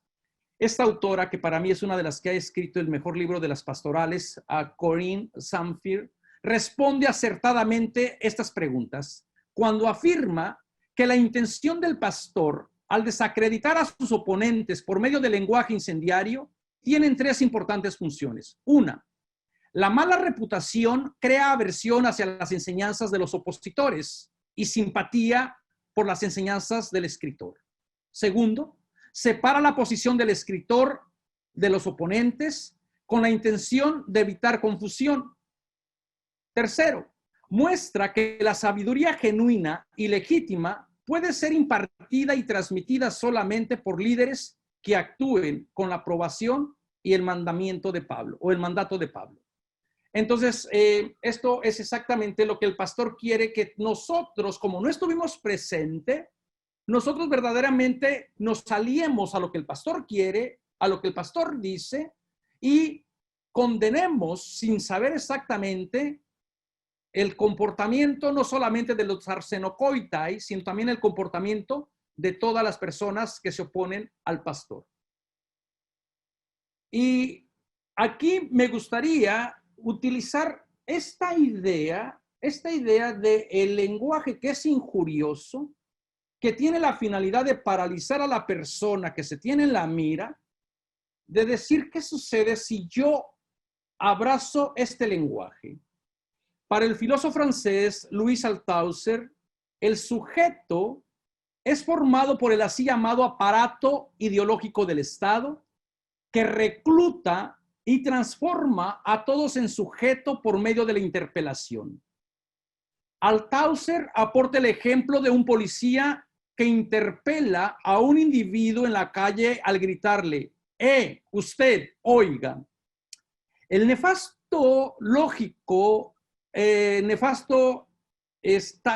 ideológico del Estado no solo transforma a los individuos en sujetos, sino que estos son interrumpidos y suspendidos en su propia existencia. Cuando alguien con autoridad, cuando escuchas la voz del policía, te reconoce como sujeto, pero te reconoce como sujeto sujetado a la ley, sujetado prácticamente a sus caprichos y solamente te va a esclavizar. Y uno puede decir mejor que no me interrumpa, que no me suspenda en mi propia existencia, ¿verdad? Cuando el pastor vocifera en el nombre de Dios, de Jesús, de Pablo, de la ley, de la buena doctrina y de la tradición, usted, arsenocoites, oiga, en lugar de negarles la existencia, lo único que ha logrado es llamarlos a la vida por medio de la interpelación. Porque preferible existir en el discurso incendiario, en un discurso homofóbico, que no existir. Porque esta va a ser la primera habilidad, la primera capacidad a ti como sujeto de entrar a ganar cierta humanidad, de entrar a ganar cierta dignidad, y desde allí tú puedes hacer tu resistencia. Así que cuando la gente grita maricón, gay, y uno dice, aquí estoy, lo único que tú me estás reconociendo es mi existencia, y desde aquí, desde tu lenguaje, desde tus miedos, desde tus prejuicios, yo puedo comenzar a defender o a resistir a la persona que representa la ley, que representa a Dios y que representa también la justicia. Lo que el ejemplo de la interpelación quiere demostrar es que en palabras de Althusser, el sujeto es siempre ya sujeto, en tanto es cautivo, incluso antes de nacer de una determinada configuración ideológica. Prácticamente nacemos, según Althusser y según esta teoría, nacemos ya sujetados. Eres pobre, te corresponde esto, no vas a tener acceso a la universidad, vas a vivir en la marginalidad. Eres mujer, bueno, de segunda, no vas a ganar igual que el hombre. Ya hay una ley que es casi eterna, y esto es lo que va a venir a hablar Althusser. Les recomendaría que leyeran Althusser. Yo por ahí tengo la ideología del sujeto ya sujetado, para ver cómo se forma. Entonces, cuando uno ya es formado antes de nacer, prácticamente no hay manera de zafarte, de librarte del nefasto ideológico estado que te sujeta. Algo muy parecido con el hermano Jesús. Jesús nace ya sujetado al Estado, al imperio romano, nació censado, nació como una mercancía, e incluso en las historias de la infancia narrativa lo ponen, en el censo de Quirino, no sé qué, no sé cuánto, naces como mercancía antes de que tú nazcas. Y utilizando las imágenes de Althusser, Jesús también va a reconocer esa realidad, va a ser interpelado en su existencia, va a aceptar que nace censado y también va a comenzar su lucha de resistencia para ser autónomo, para reconocerse sujetado solamente a la voluntad de Dios, ¿no? Entonces, esto es lo que Althusser nos va a invitar a realizar, para decir, acepta que cuando el policía que representa la ley acepta la orden del policía que representa al Estado, que trabaja para el Estado, acepta su insulto. Déjate que te constituya como sujeto, aunque sea sujetado, porque después de allí vas a tener la posibilidad de resistencia, ¿no? Analógicamente hablando, podemos decir que los arsenokoitai han sido sujetos incluso antes de que el pastor los llame con palabras injuriosas. Antes de que la persona realmente sea sujetada o sea nombrada, en la mente de la persona que tiene el poder de escribir, en la persona que tiene el poder de decir qué vida es vivible y cuál no, ya están sujetados. Al representar la ideología religiosa de Dios, Jesús, Pablo, textos sagrados, la buena doctrina, la tradición y un largo etcétera, que en su esencia y en su fusión es eterna, omnistórica, es decir, que han existido y existirán siempre, deben asumirse por consiguiente que los arsenokoitai, como sujetos sujetados, también son los arsenokoitai, son eternos, no tienen un principio ni tienen un fin.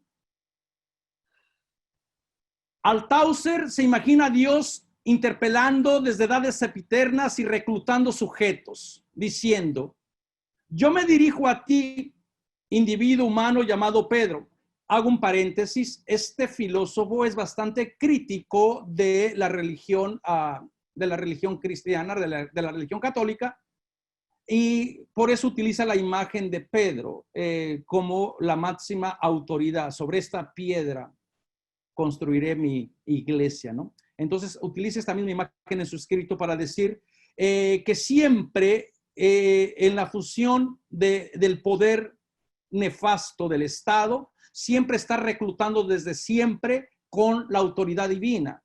El lenguaje, cuando está investido otra vez con esta autoridad divina, tiene más poder. Entonces dice, yo me dirijo a ti, individuo humano llamado Pedro.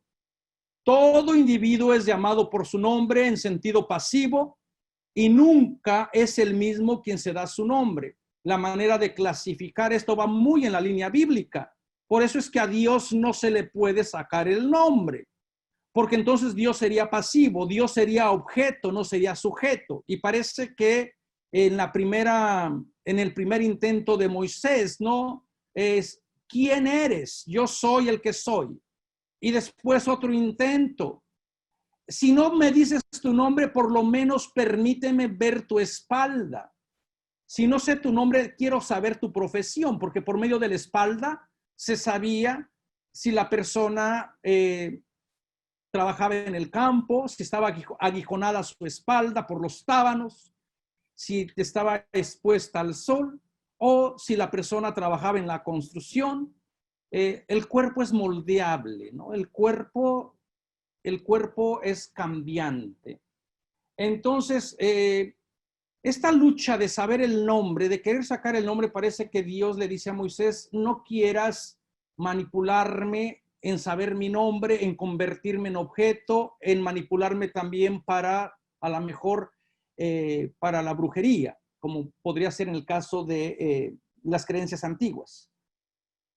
También me viene al caso el ejemplo de Jesús con la legión, ¿no? Cuando en el capítulo 5 Jesús se enfrenta con la legión de Marcos, capítulo 5, Jesús está llevando el mensaje para las otras comunidades y de entre la tumba le sale una persona deshumanizada, le sale un sujeto sujetado a los grillos, a las cadenas, que no es humano, es una piltrafa humana, escoria de la sociedad. Bueno, y Jesús reta, le llama hijo de Dios, ¿qué tienes que ver con nosotros? Y Jesús entra en esa dinámica de retórica, de decir, cállate y sal de este hombre. Y luego Jesús le saca el nombre, ¿cómo te llamas? El otro dice, me llamo Legión, porque somos muchos. Y Legión es un mensaje bastante contestatario al decir, la legión, el imperio, ha deshumanizado a esta gente. El nefasto Estado, la ideología del Estado, ha deshumanizado, ha sujetado a toda la gente, los ha explotado, les ha quitado tierras. Y ahora lo que hace Jesús es, al sacarle el nombre, haciendo esta reinterpretación, lo ubica y prácticamente viene toda esta historia hermosa otra vez del Éxodo, ¿no? Que el opresor se vaya por donde vino y que se vaya en la forma del animal más impuro. Todo este juego simbólico para decir se fue toda la legión, se fue en el cerdo y se fue por el mar por donde llegó la conquista. Recuerden que a Roma, todos los caminos llevan a Roma, el vía maris, la vía terra. Entonces en la mente del pueblo oprimido es que el opresor se vaya por donde vino. El opresor, y cuando la legión se va, recuerdan entonces el Éxodo, jinetes y caballos arrojó al mar a sus mejores capitanes. Y entonces ya la gente puede vivir otra vez. Se encuentran al sujeto ya sujetado, pero ahora sí como resistente o como en una manera de resistencia, sentado, vestido y en su pleno juicio, y a comenzar la resistencia. Entonces, Althusser también se imagina a este Dios reclutando, por eso dice, yo me dirijo a ti, individuo humano llamado Pedro, todos individuos es llamado por su nombre en sentido pasivo y nunca es el mismo quien se da su nombre, para decirle que Dios existe y que tú le debes rendir cuentas, ¿no? Va más en la misma línea del cuento que nos dejó la hermana Mila para leer, ¿no? Así que los arsenocoitas aparecen así como otros Pedros pasivos, inertes, sin voluntad propia y sin voz, empecatados con conductas sexuales inmorales. El pastor como Dios tiene la autoridad moral para pedirles cuenta de sus actos injustos, porque Dios habla por él. Judy Butler afirma acertadamente que uno no está simplemente sujeto por el nombre por el que es llamado. Al ser llamado con un nombre insultante, uno es menospreciado y degradado, pero el nombre ofrece también otra posibilidad. Al ser llamado por un nombre, se le ofrece a uno también, paradójicamente, una cierta posibilidad de existencia social. Se le inicia a uno en la vida temporal del lenguaje, una vida que cede los propósitos previos que animaban ese nombre. Por lo tanto, puede parecer que la locución insultante fija o paraliza a aquel al que se dirige, pero también puede producir una respuesta inesperada que abre posibilidades. Y es ahí donde yo centro toda mi interpretación de decir, si se le llama arsenocoitai, tomar el insulto y decir, gracias, pastor, porque al nombrarme me das la posibilidad de existir. Ser oprimido y sujetado como arsenocoitai implica algún tipo de existencia previa como sujeto que está allí y que no se les puede negar porque ya forma parte del lenguaje y del discurso. Así que la próxima vez que la iglesia, la tradición, el sacerdote, el psiquiatra y toda la gente me grite, oiga usted arsenocoites, simplemente me voltearé, daré la vuelta y diré, heme aquí. Porque es preferible existir como arsenocoites que no existir. Gracias. Me gustaría ahora dejar este tiempo por si tienen alguna pregunta, por si tienen algún comentario, algo que no haya quedado bien. Sigo creyendo y dando por hecho que tienen que leer el manuscrito para que vayan entendiendo todos los dimes, todos los diretes. ¿Alguna pregunta? Manuel, tengo dos cositas. ¿Se me escucha? Sí. Yo creo que es importante, a raíz de lo que tú estás comentando, algo que tú dijiste al principio de hoy, dijiste que hay que buscar herramientas que nos ayuden a reinterpretar los textos con otros sentidos, porque el texto siempre ha sido leído por la tradición o por el magisterio, ¿no? Entonces nos da una visión. Creo que qué elementos podríamos tener, porque de pronto me doy cuenta por lo que tú vas diciendo, que de repente una lectura, una exégesis desde el aparato histórico crítico pareciera que no aportaría mucho a dar una nueva visión del texto. Y lo segundo es que esto que tú hablabas sobre la palabra y la autoridad, ¿no? Como que de pronto pareciera que detrás del texto de las pastorales, ¿no es cierto?, hay como de fondo un tremendo conflicto de autoridad y por una tremenda necesidad de imponer una autoridad sobre otros y que tengo la sensación de que como que hay una crisis de pérdida del sentido de la primera comunidad de Jesús. No sé si se me entiende. Sí, perfectamente, Jaime. A la primera pregunta, yo creo que pues ese es el gran reto de todas las personas que andamos por los caminos de la Biblia. Y por eso les decía que yo no había entrado a hablar de la homosexualidad o tomar este texto en los otros libros, porque no encontraba todavía cómo acercarme de una manera más liberadora. Y ahora, utilizando las herramientas de los clásicos, utilizando las herramientas de los filósofos modernos, especialmente de los filósofos que se han dedicado a hablar de lenguaje, pues como que para mí tiene sentido. Si somos personas lingüísticas, que necesitamos el lenguaje para existir, que somos gente de palabra, que hacemos cosas con palabra, pero también que la palabra te puede negar, entonces digo, bueno, si la intención del pastor era situarlos donde reina Satanás, lo único que ha logrado es para que personas como yo los releamos, tomemos el insulto y digamos, aquí estoy y voy a tratar de releerte o voy a tratar de tomarte el insulto seriamente porque me ha abierto la posibilidad de que me consideres como humano. Preferible que te nombren a que no te nombren, ¿no? Podríamos decirle de una manera sencilla. Pero este es el caso y este es el reto de todos los biblistas, ¿no? De buscar siempre en cualquier circunstancia que nos encontremos con textos deshumanizantes, con textos de terror, buscarle una manera de traerlos a la vida y claro, a veces algunos biblistas pues no te van a admitir estos tipos de acercamientos, ¿no? Te van a decir esto no es válido.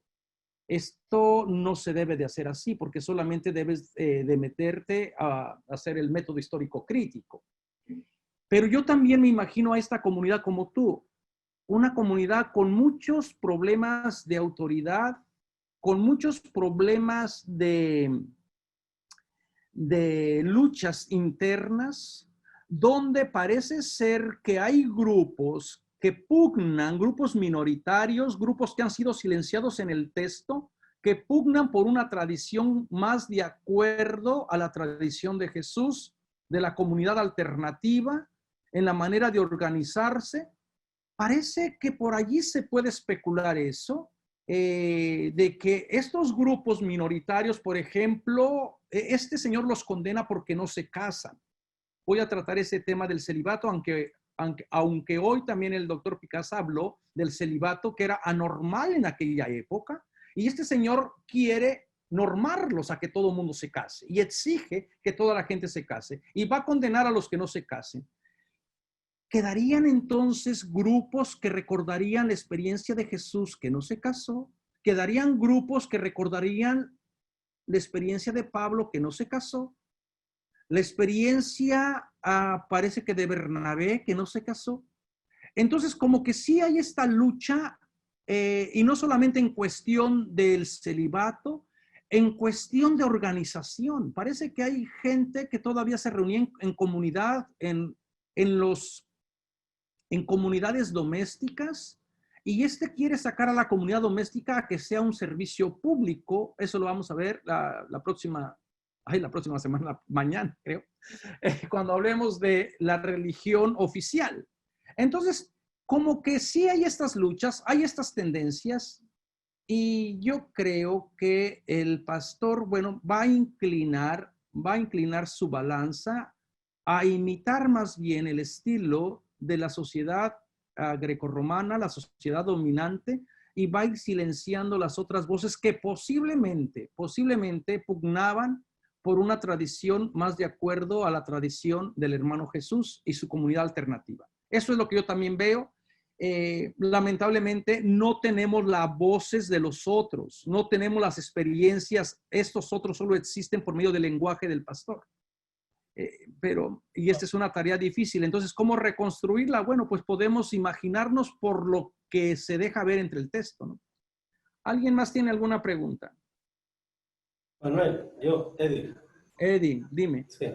La pregunta que hacía antes Pablo me parece curioso porque ciertamente, aunque tal vez con ese nombre arsenocoite no aparece en el Antiguo Testamento, pero ya eso son prácticas antiguas. Yo creo que, así como mencionabas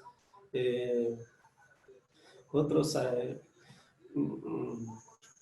donde aparecía el concepto, también yo creo que en el Antiguo Testamento, aunque no se llame así directamente, pero son mismas prácticas. Por ejemplo, eso de que son inmorales, explotadores, idólatras, difamadores, borrachos, lo encontramos en el Antiguo Testamento. Yo creo que ahí como que faltaría, no sé, no solamente, porque las cartas pastorales me parece que arrastran toda esa herencia en la tradición de prácticas antiguas. Yo creo no sé si me explico, ¿verdad? Me pareció interesante cuando mencionó Levítico y tú dijiste, no, yo no, ahorita con el Levítico no, pero la realidad es que esa lista que aparece en Pablo ya desde antes, uno las encuentra en el Antiguo Testamento. Lo que podemos rastrear, lo que sí podemos rastrear, una de las preguntas, una de la hipótesis es que la palabra arsenocoites, arsen, varón, cama, Pablo la creó, Pablo la inventó, por así decirlo, con el lenguaje, porque no aparece en la literatura griega. No aparece. Una de las hipótesis es de que posiblemente Pablo la creó, el Pablo histórico, porque el Pablo también la utiliza en 1 Corintios capítulo 6, la creó precisamente de la tradición de Levíticos 18, creo 18:13, 18:20, porque aparece en el 18 y aparece en el capítulo 20. Y en el capítulo en la tradición de la tradición de Levíticos, también está, no te echarás con hombre como se echa con varón. Y en la palabra en el hebreo, mishkiva isha, es no te acostarás como te acuesta, tiene que ver con acostarse y con sofá, con cama, literalmente la palabra. Entonces hay una hipótesis que posiblemente dice, Pablo creó esta palabra basada en esta tradición de Levíticos. ¿Por qué les dije que con Levíticos no me metía? Esa fue mi tesis de la maestría, investigar todos estos textos donde se habla sobre la homosexualidad, anacrónicamente hablando, claro. Y estos textos del libro de Levíticos es muy interesante porque sí son muy fuertes, pero las leyes van cambiando también. Y bueno, lo que tenemos es que posiblemente ahí, en ese contexto de Levíticos, se condenan estas prácticas por otras cuestiones, ¿no? No se tenía todo el conocimiento que se tiene ahora. Y bueno, hay también yo creo que el especialista más grande que existe en el mundo, un judío que murió como en el 2028, Jacob Milgrom, tiene 3 volúmenes al Levíticos, todo un excelente. Y él en sus estudios de investigador, muy ortodoxo, muy centrado. Y cuando llegó al tomo del tocar este tema de Levíticos, toda la gente conservadora iba a pensar que iba a decir, bueno, que era una clara condena. Y prácticamente él lo que dice, no, esto no tiene nada que ver con la homosexualidad como se entiende ahora. Tiene que ver con cuestiones de pureza, con cuestiones de idolatría y con cuestiones de semen. Y empieza a dar todos sus argumentos, ¿no? Independientemente si se condena o no se condena, uno como biblista tiene que lidiar con estos textos y tiene que decir, aquí está, me guste o no me guste, hay toda una tradición que lo aceptó, hay toda una interpretación que se ha dado, y ahora ¿cómo vamos a tratar de darle un giro diferente, ¿no? De lo contrario, si voy seleccionando el texto que me guste, pues me quedo sin Biblia. ¿Alguna otra pregunta? Y bueno, estoy trabajando para mi próximo libro, aparte de los animales, también estoy trabajando las historias de los jóvenes que aparecen desnudos en el Evangelio de Marcos. Por ahí aparece el Neniscos, que se acaba de publicar en la revista Concilium, lo voy a retrabajar. Y aparece también el joven después, el mismo Neniscos, que aparece ya vestido y en su sano juicio en la hora de la resurrección.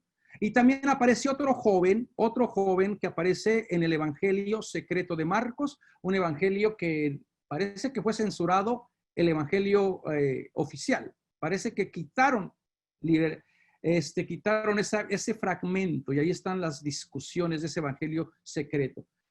¿Por qué? También sería importante ver, bueno, Jesús, ¿qué diría? ¿Qué haría? Muchas personas, nada más para que les pique su curiosidad, también creen que Jesús va a hacer por ejemplo, cuando se encuentra con el niño del centurión romano, se cree que es una relación pederasta y que le pide a Jesús que le cure, que le sane a su país, sería su amante. Y Jesús lo cura. Entonces, son todas esas ideas donde uno viene viendo Jesús parte de su cultura, las relaciones pederastas, cómo se entendían en la antigüedad, eran muy diferentes a cómo se entienden ahora. No me malinterpreten, las relaciones pederastas en el mundo antiguo eran todo un ritual de educación donde la persona mayor le enseñaba a la otra persona más joven, al amado, le enseñaba las virtudes de ser buen soldado, buen guerrero, buen esposo, para continuar la tradición de la polis, ¿no? Tenía otra dinámica. Y también se castigaba la penetración, no había penetración anal, solamente era, se permitían otras formas de expresiones de sexualidad. No tiene nada que ver con las relaciones pederastas cometidas ahora por la gente que esté en situaciones de poder.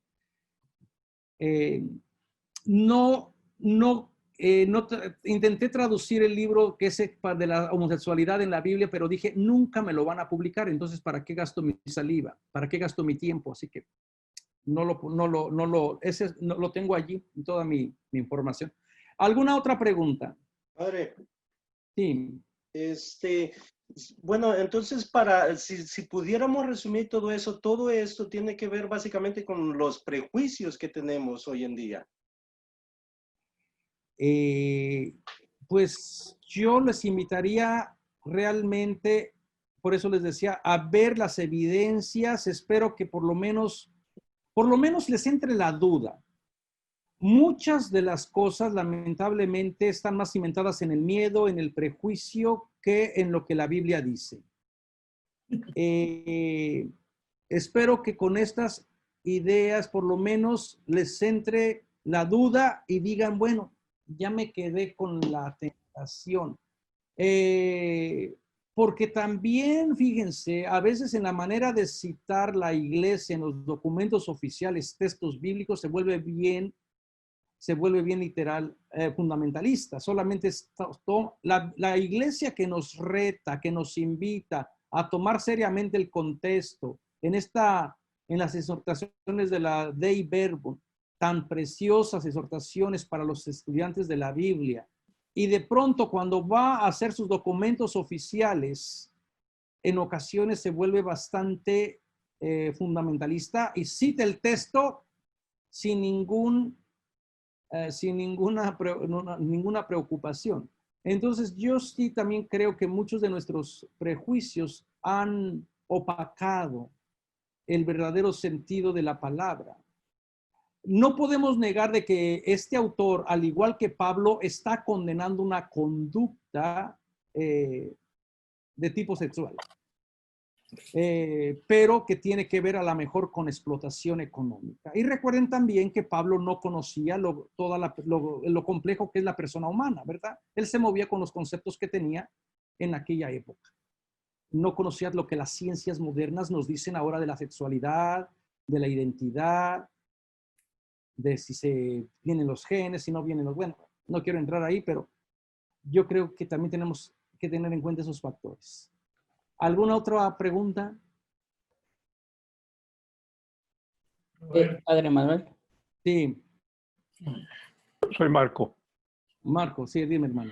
Mira, nada más compartir, estoy seguro que muchos de ustedes de antemano ya conocen, pero reflexionando un poquito sobre la violencia la clasificación de la violencia. Con frecuencia solemos creer que la violencia física es la más grave y no. De acuerdo a la clasificación de la violencia, la más grave es la violencia verbal. Y como mencionaban, porque la palabra tiene la capacidad de bendecir y de maldecir. Y con frecuencia se dice que la violencia verbal, los golpes físicos, obviamente, tienen un efecto sobre el cuerpo. Pero por otro lado, la palabra, el insulto, hiere el alma. Y que con frecuencia toda una vida es innecesaria para recuperarse, para sanar, cuando la persona es abusada verbalmente. Y suele suceder que quizás nos olvidamos de lo que nos dijeron cuando nos maltrataron, pero lo que sí nunca vamos a olvidar es cómo nos hicieron sentir. Muy cierto, muy cierto. ¿Alguien más tiene alguna otra? Solo quería dar una breve parte, ¿no? Viendo el final, es cuestión también de dignidad. ¿Cómo se afronta cuando a uno le han afectado? Ahora se habla aquí de la discriminación sistemática. Y viendo el ejemplo de la comunidad afroamericana en Estados Unidos, y también aquí en estos países del norte y aquí en Canadá, yo como inmigrante, la mejor manera cuando uno se siente